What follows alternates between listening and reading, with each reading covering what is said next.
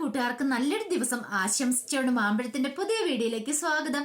നമുക്ക് നേരെ സേതുവിന്റെ പല്ലവിയുടെ ഇന്നത്തെ നല്ലൊരു വിശേഷം കണ്ടാലോ.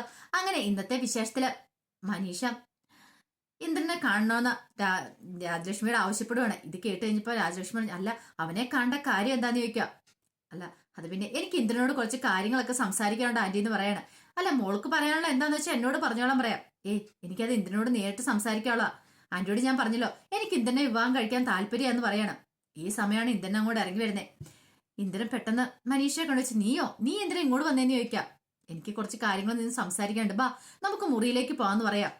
പെട്ടെന്ന് രാജലക്ഷ്മി തടഞ്ഞു, വേണ്ട മുറിയിലൊന്നും പോണ്ട, ഇവിടെ വെച്ച് സംസാരിക്കാൻ പറ്റുന്ന കാര്യങ്ങൾ സംസാരിച്ചാൽ മതി, ഞങ്ങൾ എല്ലാവരും കൂടെ കേൾക്കട്ടെ, എന്നാലേ പെട്ടെന്ന് നമുക്കൊരു തീരുമാനം എടുക്കാൻ പറ്റുള്ളൂ എന്ന് പറയണം. ഈ സമയം മനീഷ നിന്ന വളച്ചുകെട്ടില്ലാതെ കാര്യം പറയാം. എനിക്ക് ഇന്ദ്രനെ കല്യാണം കഴിക്കാൻ താല്പര്യമുണ്ട്, അച്ഛനോട് ഞാൻ സംസാരിക്കാം, ഇനിയിപ്പോ ഇന്ദ്രന്റെ സമ്മതമാണെങ്കിൽ മാത്രം എന്ന് പറയാം. പെട്ടെന്ന് രാജലക്ഷ്മി പറഞ്ഞു, എടിപടി എന്നിങ്ങനെ പറഞ്ഞിട്ടുണ്ടെങ്കിൽ എങ്ങനെയാ മോളെ ശരിയാവുന്നേ? ഇന്ദ്രൻ പറഞ്ഞു, ഇതൊന്നും ശരിയാത്തില്ലെന്ന് പറയാം, നീ ആലോചിച്ചിട്ട് തീരുമാനം പറഞ്ഞാൽ മതി, പെട്ടെന്ന് വേണ്ട. രാജലക്ഷ്മി പറഞ്ഞു, അതിപ്പം പല്ലവിയായിട്ടുള്ള വിവാഹമോചനം കഴിഞ്ഞിട്ടില്ലല്ലോ, പിന്നെ എങ്ങനെയാ? സാരമില്ല ആന്റി, ഞാൻ വെയിറ്റ് ചെയ്തോളാം, എത്ര നാൾ വേണം ഞാൻ കാത്തിരുന്നോളാം, അങ്ങനെ തന്നെ ശേഷം മതി എന്ന് പറയാം. ശരി, ഞങ്ങൾ ആലോചിച്ചിട്ട് മറുപടി പറയാന്ന് പറയാം, പിന്നെ അന്ന് ശരി ഞാൻ ഇറങ്ങട്ടെ എന്ന് പറയാം. അങ്ങനെ മനീഷ അങ്ങോട്ട് പോവാണ്. ഈ സമയത്ത് ഇന്ദ്രനോട് വന്ന് രാജേഷ്, അല്ല നീ അവളെ വിവാഹം കഴിക്കാൻ പോകണമെന്ന് ചോദിക്കും. അവളെ ഞാൻ വിവാഹം കഴിക്കാനോ? അമ്മ എന്തായി പറയണേന്ന് ചോദിക്കും.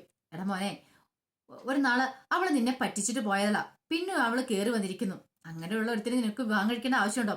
എന്റെ മനസ്സിലെ സങ്കല്പം എങ്ങനെയായിരുന്നറിയോ, നല്ല കുലീനത്തോളൊരു പെൺകുട്ടിയായിരുന്നു ആ പല്ലവീനെ പോലെ. പക്ഷെ 24 മണിക്കൂർ പോലെ ബന്ധം നീണ്ടിട്ട് നിന്നല്ലോ, അതെല്ലാം നിന്റെ കുഴപ്പം കൊണ്ടാ.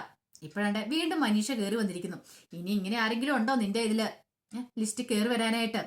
അല്ല, ആ ഡിവൈഎസ്പിയുടെ മോളാ മനീഷ.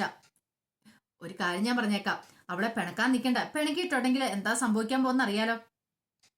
അല്ല, അവളുടെ അച്ഛൻ റിട്ടയർ ആയില്ലെന്നല്ലേ പറഞ്ഞു, 2-3 വർഷം കൂടെ ഉണ്ടെന്ന് പറഞ്ഞു. അങ്ങനെയാണെങ്കിൽ ഒരു കാരണവശാലും അവളെ പിണക്കാൻ നിൽക്കണ്ടെന്ന് പറയാം.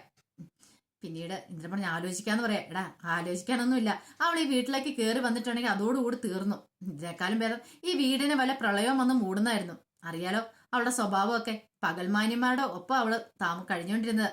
ഞാൻ കൂടുതലൊന്നും പറയണ്ടല്ലോ, അങ്ങനെയുള്ള ഒരുത്തിയാണ് ഇങ്ങോട്ട് മരുമകളായിട്ട് കയറി വരാൻ പോകുന്നെങ്കിൽ പിന്നെ ഞാനിവിടെ ഉണ്ടാകത്തില്ലെന്ന് പറഞ്ഞിട്ട് രാജലക്ഷ്മി അങ്ങോട്ട് കയറി പോവാണ്. ഈ സമയം പൂർണിമയുടെ അരിയിലേക്ക് സാദി ഇല്ലയാണ്. സാദി എന്നിട്ട്, സമാധാനമായി, ഇന്നൊറ്റ ദിവസം കൊണ്ട് അയാളുടെ ശല്യം തീരുമല്ലോ, നാളെ അയാൾ ഈ വീട് വിട്ട് പോയിക്കോളൂ എന്ന് പറയാം. അല്ല, നീ ആരുടെ കാര്യം പറഞ്ഞേ? ആരുടെ കാര്യം പറയണേ? അയാളുടെ കാര്യം, സേതുവിന്റെ കാര്യം. അതെ ഋതു, നീ ഇങ്ങനെയൊന്നും വിളിക്കല്ല, നിന്റെ വല്യേട്ടനാന്നുള്ള ഓർമ്മയാണ്. പിന്നെ ഒരു വല്യേട്ടൻ പോലും. അല്ല, അയാൾ കാണാൻ നിനക്ക് എന്ത് ദോഷം ഉണ്ടായിരിക്കുന്ന സേതു കാരണം? ദോഷമോ? പിന്നെ അയാളോടൊന്ന് ഒഴിഞ്ഞു പോയാലും ഒരു സമാധാനം വരുവോളെന്ന് പറയാം. അയാൾ എങ്ങനെയാലും എത്രയും പെട്ടെന്ന് ഈ വീട്ടിൽ നിന്ന് പോകണമെന്ന് പറയാം. അപ്പോഴാണ് ഋതുവും കൂടെ അങ്ങോട്ട് വരുന്നത്.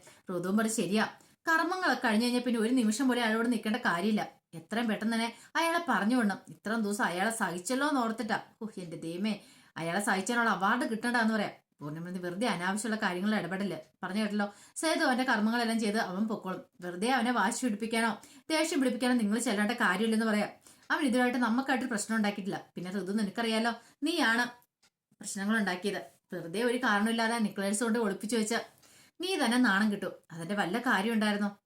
അമ്മേ, ഒരബദ്ധമൊക്കെ ആർക്കും പറ്റും, പക്ഷെ ഇനി അങ്ങനെ പറ്റത്തില്ല. എനിക്കറിയാം, അവൻ പോകുന്നതിന് മുമ്പ് അവിടെ നിന്നൊരു പണി കൊടുത്തു വിടാനായിട്ട്. അവന് മാത്രമല്ല, അവന്റെ കൂടെയുള്ള ആ കുട്ടിപ്പിശാചിനും കൂടെ കൊടുക്കുന്നുണ്ടെന്ന് പറയാം. ശ്രീഹരിനെ ഉദ്ദേശിച്ചാണ് പറഞ്ഞത്.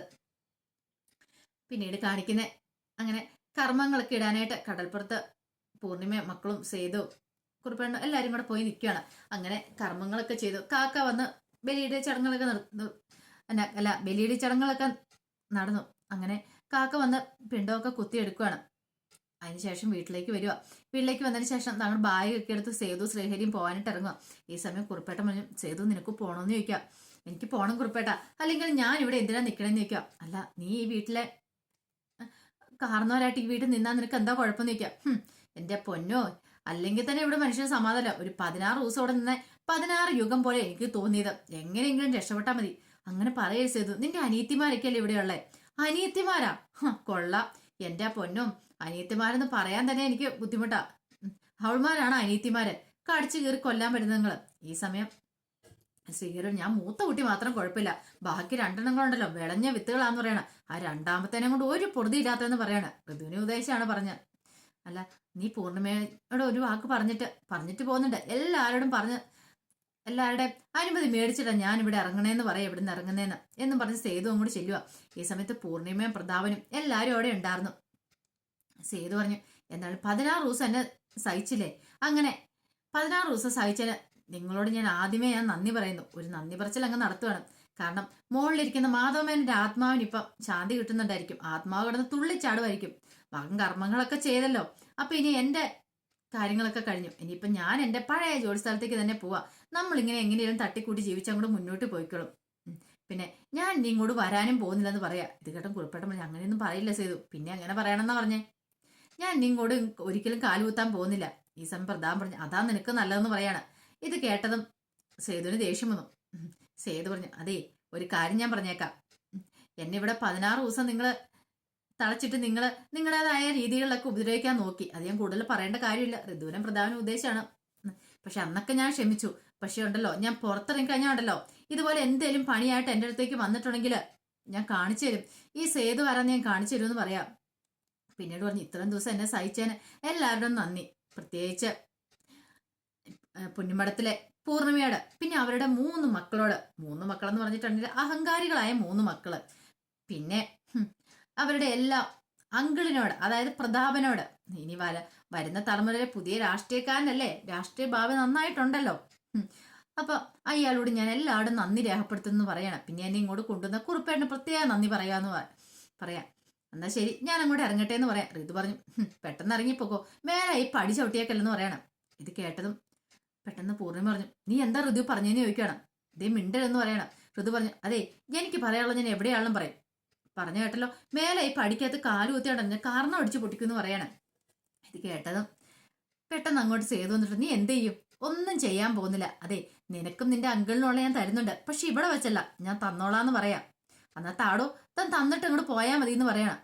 ഇത് കേട്ടോ സേതുവിനങ്ങ് ദേഷ്യം വന്നു. സേതു അങ്ങ് തല്ലാൻ ചെല്ലുവാണ്. എന്നാ അവിടെ നിക്കടി, ഞാൻ തരാന്ന് പറയാണ്. പെട്ടെന്ന് തന്നെ കുറുപ്പേട്ടൻ വന്ന് സേതുവിനെ തടഞ്ഞു. അത് മാത്രമല്ല ശ്രീഹരി വന്നു, ഇതെന്താ ഇങ്ങനെയൊക്കെ ചെയ്യുന്നതെന്ന് ചോദിച്ചു. കുറുപ്പേട്ടൻ പറഞ്ഞു, ഒരു കർമ്മം നടന്ന വീടല്ലേ, ഇങ്ങനെയൊക്കെ ചെയ്യാൻ പാടുണ്ടോ സേതു, നീ പോവാൻ പറയാണ്. അങ്ങനെ സേതുവിനെ വിളിച്ചിറങ്ങി പുറത്തേക്ക് കൊണ്ട് വരുവാണ്. ഈ സമയത്തും ദേഷ്യം തീർന്നിട്ടുണ്ടായിരുന്നില്ല ഋതു പറഞ്ഞു, അയാളുടെ അഹങ്കാരം കണ്ടില്ലേ, മേലാൽ ഈ പടിക്കകത്ത് പോലും കേറ്റത്തില്ല, വരട്ടെ ഇങ്ങോട്ട്. ഒരു അധികാരസ്ഥാനം വെച്ചിട്ട് വന്നിരിക്കുന്നു വലിയേട്ടനാണ് പോലും. വലിയേട്ടൻ അയാൾ പോയി കഴിഞ്ഞിട്ട് ഇനി വീട്ടിലെ ചാണകങ്ങളും അടിച്ച് വീടൊന്ന് ശുദ്ധമാക്കണം, എന്നാലും ഒരു സമാധാനം അവളെന്ന് പറയുക.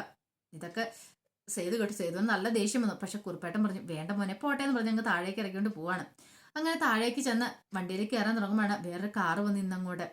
ആ കാറിനകത്തുനിന്ന് വക്കീൽ ഇറങ്ങുവാണ്. വക്കീലിനെ കണ്ടതും കുറുപ്പേട്ടൻ പറഞ്ഞു, ആഹാ വക്കീല, ബാ വക്കീലേന്ന് പറയാണ്. പെട്ടെന്ന് ഇതൊക്കെ ആരാ? ഇത് സേതു, മാധവന്റെ മൂത്ത മകന, കർമ്മങ്ങൾ ചെയ്യാൻ ഉണ്ടായിരുന്നു. ഓ ഇതാണോ സേതു എന്ന് ചോദിക്കുക. അതെ സേതു എന്ന് പറയാണ്. അല്ലെ എന്ത് പറ്റി വക്കീലെ? അതെ എനിക്ക് എല്ലാവരും കുറച്ച് കാര്യങ്ങളൊക്കെ സംസാരിക്കേണ്ട, അതുകൊണ്ട് ഞാൻ വന്നാന്ന് പറയണം. പെട്ടെന്ന് സേതു അങ്ങോട്ട് കയറി പോകാൻ തുടങ്ങുക. അല്ല നിങ്ങൾ എങ്ങോട്ടാ പോണേ? ഞാൻ പോവാന്ന് പറയാം. നിങ്ങൾ പോകാൻ പാടില്ല, നിങ്ങൾ കയറി വരാൻ പറയണം. നിങ്ങളും കൂടെ അറിയേണ്ട കാര്യമാന്ന് പറയാം. അറിയേണ്ട കാര്യങ്ങളോ? എനിക്കൊരു കാര്യം ആളുടെ അറിയണ്ട, അതൊന്നും പറഞ്ഞിട്ട് കാര്യമില്ല, നിങ്ങളും കൂടെ അറിയണമെന്ന് പറഞ്ഞിട്ട് വക്കീല് വരാൻ പറഞ്ഞിട്ട് അങ്ങോട്ട് കയറി പോവാ. ഈ സമയം കുറുപ്പേട്ടൻ പറഞ്ഞു, വാടാ കയറി വാടാ സേതു, നീ ഈ കാര്യം കൂടെ അറിഞ്ഞിട്ട് പോകാൻ പറയണം. അങ്ങനെ വക്കീലകത്തേക്ക് കയറുന്നപ്പം എല്ലാവരും ഭയങ്കര കുടുംബിരി കൊണ്ട ചർച്ചയിലാണോ. സേതു വീട്ടിൽ നിന്ന് പോയല്ലോ എന്നൊരു ചിന്തയിലായിരുന്നു എല്ലാവരും ഇരിക്കുന്നത്. അപ്പോഴാണ് വക്കീൽ വന്നേ. പ്രതാപൻ ചോദിച്ചു, ആഹാ വക്കീലോ, എന്ത് പറ്റി വക്കീൽ ഈ വഴിയൊക്കെ? വരേണ്ട കാര്യം വന്നു, അതുകൊണ്ട് വന്നാന്ന് പറയണം. അപ്പോഴാണ് പുറകെ സേതു ശ്രീഹരിയും കൂടെ വരുന്നുണ്ടേ. എടാ നിങ്ങളോട് പോകാൻ പറഞ്ഞിട്ട് നിങ്ങൾ പോയില്ലാടാന്ന് ചോദിക്കും. ഈ സമയം വക്കീൽ പറഞ്ഞു, ഞാൻ വിളിച്ചിട്ട് അവരും കൂടെ വന്നേന്ന് പറയാം, അവരും കൂടെ അറിയേണ്ട ചില കാര്യങ്ങളുണ്ട്, അതുകൊണ്ടാ വന്നേന്ന് പറയും. പെട്ടെന്ന് പൂർണ്ണിമ ചോദിച്ചു, അല്ലെ എന്താ വക്കീല്, എന്ത് കാര്യങ്ങളാ ഉള്ളതെന്ന് ചോദിക്കാം. വക്കീല് പെട്ടെന്ന് തന്റെ ആ ഫയൽ എടുത്തിട്ട് അതിനകത്തുനിന്ന് ഒരു ആധാരം അങ്ങ് എടുക്കുവാണ്. ഇതെന്താ വക്കീലേത്? അതെ ഇതൊരു വിൽപത്രമാന്ന് പറയും. വിൽപത്രോ? അതെ, മാധവമേനോൻ മരിക്കുന്നതിന് മുമ്പ് ഒരു വിൽപത്രം തയ്യാറാക്കിയിരുന്നു പറയണം. ഇത് കേട്ടതും എല്ലാവരും ഒന്ന് ഞെട്ടി. പ്രതാപനാണ് ഏറ്റവും കൂടുതൽ ഞെട്ടലുണ്ടായത്. വിൽപത്രം, അതെ അദ്ദേഹത്തിന് ചിലപ്പോൾ തോന്നി കാണുമായിരിക്കും താൻ മരിക്കുമെന്ന്. അങ്ങനെ തോന്നലുണ്ടായത് കൊണ്ട് അദ്ദേഹം നേരത്തെ കുറച്ച് ചില കാര്യങ്ങളൊക്കെ എഴുതി വെച്ചിട്ടുണ്ടായിരുന്നു. തന്റെ മരണശേഷം മാത്രം ആ കാര്യങ്ങളൊക്കെ വെളിപ്പെടുത്താവുള്ളൂ പറഞ്ഞിട്ടുണ്ടായിരുന്നു പറയാം. അല്ല എന്താ അച്ഛൻ എഴുതിയിരിക്കുന്നത് വിൽപത്രത്തിന്ന് ചോദിക്കുക. ഈ സമയം സേതു പറഞ്ഞു, വിൽപത്രമാണോ? ഞാൻ പിന്നെ നിൽക്കേണ്ട കാര്യമില്ല, ഞാൻ പോയേക്കാന്ന് പറയാം. പെട്ടെന്ന് വക്കീൽ നീ അവിടെ പോകാൻ വരട്ടെ, അവിടെ നിൽക്കാൻ പറയാണ്. പെട്ടെന്ന് കുറുപ്പേട്ടൻ പറഞ്ഞു, ഇവിടെ നിൽക്കി സേതു, നിനക്ക് എന്താ പോയിട്ട് ധൃതി, ഇവിടെ നിൽക്കാൻ പറയാണ്. എനിക്ക് കുറച്ച് ധൃതി ഉണ്ട് കുറുപ്പേട്ടാന്ന്. പിന്നെ ധൃതി പോലും അവന്. പ്രധാനം ഇങ്ങനെ പുച്ഛഭാഗത്ത് സേതുവിനെ നോക്കണം. പിന്നെ സേതു പറഞ്ഞു അതെ വിൽപ്പത്രം ഒന്ന് വായിച്ച് കേൾപ്പിക്കാമെങ്കിൽ എനിക്ക് പോകാമെന്ന് പറയണം. പിന്നീട് വക്കീൽ ആ വിൽപ്പത്രം വായിക്കണം. അപ്പൊ വിൽപ്പത്രം എഴുതിയ പ്രകാരം കാരണം വീടും കമ്പനി എന്ന് വേണ്ട എല്ലാ വസ്തുക്കളിലും പൂർണിമയ്ക്കും മക്കൾക്കും അധികാരമുണ്ട്, അവർക്ക് തുല്യമായിട്ട് വീതിച്ചു തന്നിരിക്കുന്നു പറയാണ് എഴുതിയിട്ടുണ്ട്. ഇത് കേട്ടും ഋതുവിനും എല്ലാം ഭയങ്കര സന്തോഷമായി. സേതുമാധവനൊന്നും എഴുതി വെച്ചിട്ടില്ലോ, അപ്പൊ തുല്യമായിട്ട് പെൺമക്കൾക്കും അവർക്കൊന്നും എഴുതി വെച്ചിരിക്കുന്നത്. ഇത് കേട്ടപ്പം സേതു പറഞ്ഞു പിന്നെ എനിക്ക് പോകാലോ, ഇനിയിപ്പൊ ഞാൻ ഇവിടെ നിൽക്കേണ്ട കാര്യമില്ലോ എന്ന് പറയും. കുറുപ്പന്റെ മുഖം മാറി. പാവ സേതുവിനൊന്നും ഇല്ലാണോ ഇല്ലാന്നൊരു ചിന്ത ഉണ്ടാവുന്നുണ്ട്. പെട്ടെന്ന് വക്കീല് പറഞ്ഞു അങ്ങനെ അങ്ങോട്ട് പോകാൻ വരട്ടെ. പ്രതാപൻ ചോദിച്ചു അല്ല വായിച്ചു കഴിഞ്ഞില്ലെന്ന് നിൽക്കും. വായിച്ചു കഴിഞ്ഞില്ല. 45% മാത്രമേ പൂർണിമയ്ക്കും മക്കൾക്കും അധികാരമുള്ളൂ. ബാക്കി 45% അത് സേതുമാധവന്റെ പേരിലാണ് എഴുതി വെച്ചിരിക്കുന്നത് പറയാ. ഇത് കേട്ടതും പ്രതാപനൊന്നും ഞെട്ടി. പ്രതാപനും ഋതു, പൂർണിമയ്ക്കും ബാക്കി ആരും കുഴപ്പമില്ലായിരുന്നു, പക്ഷെ പ്രതാപനും ഋതു ഞെട്ടി. 45% അവനോ? അതെ, മകനല്ലേ, ഒറ്റ മകനല്ലേ, അപ്പൊ അവന്റെ പേര് എഴുതി വെച്ചേക്കുന്ന 45%. ബാക്കി 10% ഉണ്ട്. ആ 10% ഇപ്പൊ ആർക്ക് എന്തിനു വേണ്ടിയിട്ട് അതൊന്നും പറയാൻ പറ്റില്ല. അത് പറയുകയാണെങ്കിൽ അതിന് ഇനിയും താമസമുണ്ട്, ഇപ്പോഴൊന്നും വെളിപ്പെടുത്തല്ലെന്ന് അദ്ദേഹം പ്രത്യേകം പറഞ്ഞിട്ടുള്ള കാര്യമെന്ന് പറയാം. ഇത് കേട്ട് കഴിഞ്ഞപ്പോഴത്തേനും പ്രതാപന് പിന്നെ എന്ത് ചെയ്യണമെന്ന് അറിയില്ല. സേതു പറഞ്ഞു ഓഹോ എനിക്ക് ആരുടെ ഒന്നും വേണ്ട, സ്വത്തും പണമൊന്നും എനിക്ക് വേണ്ട, ഞാൻ അങ്ങോട്ട് പോയേക്കുവാന്ന് പറയാണ്. ഋതു പറഞ്ഞു അച്ഛൻ എന്ത് പരിപാടിയെ കാണിച്ചതെന്ന് ചോദിച്ചാൽ ഋതു കൊണ്ട് ദേഷ്യപ്പെടുകയാണ്. പൂർണ്ണിമ പറഞ്ഞു ഋതു നീ ഒന്നും മിണ്ടായിരിക്കുന്നുണ്ടോ എന്ന് ചോദിക്കുക. അപ്പൊ പേട്ടൻ സേതു അതെ എന്നാ ഞാൻ ഇനി പോയിക്കോട്ടെ എന്ന് ചോദിക്കുക. പ്രതാപൻ ചോദിച്ചാൽ അല്ലെ ഇനി വേറെ എന്തെങ്കിലും കൂടെ എഴുതി വെച്ചിട്ടുണ്ടോ, അതും കൂടെ ഒന്ന് അറിഞ്ഞാൽ കൊള്ളായിരുന്നു എന്ന് പറയാണ്. ഇത് കേട്ടതും വക്കീല് പറഞ്ഞു ഉണ്ട്, വേറൊരു കാര്യം കൂടെ എഴുതി വെച്ചിട്ടുണ്ട്. കാരണം ഇപ്പൊ പൂർണിമയുടെ ഇവരുടെ എല്ലാം പേരിലാണെങ്കിലും ഇവരുടെ വസ്തുക്കളുടെ പേരിലാണെങ്കിലും കമ്പനിയുടെ കാര്യത്തിലും അതുപോലെ തന്നെ ടെക്സ്റ്റൈൽ ഷോപ്പിന്റെ കാര്യത്തിലും എല്ലാത്തിനും അതിന് മേൽനോട്ടം വഹിക്കേണ്ട ആള് സേതുവാണ്. ഇത് കേട്ടത് പ്രതാപനും ഞെട്ടി. പറഞ്ഞ അർത്ഥം മനസ്സിലായില്ലെങ്കിൽ ഞാൻ പറഞ്ഞുതരാം. സേതു ഇല്ലാതെ ഒരു കാര്യം നടക്കില്ല. കാരണം എന്ത് നടക്കണമെങ്കിലും എന്ത് ബില്ല് പാസ്സാക്കണമെങ്കിലും സേതുവിന്റെ ഒപ്പ് വേണമെന്ന് പറയാം.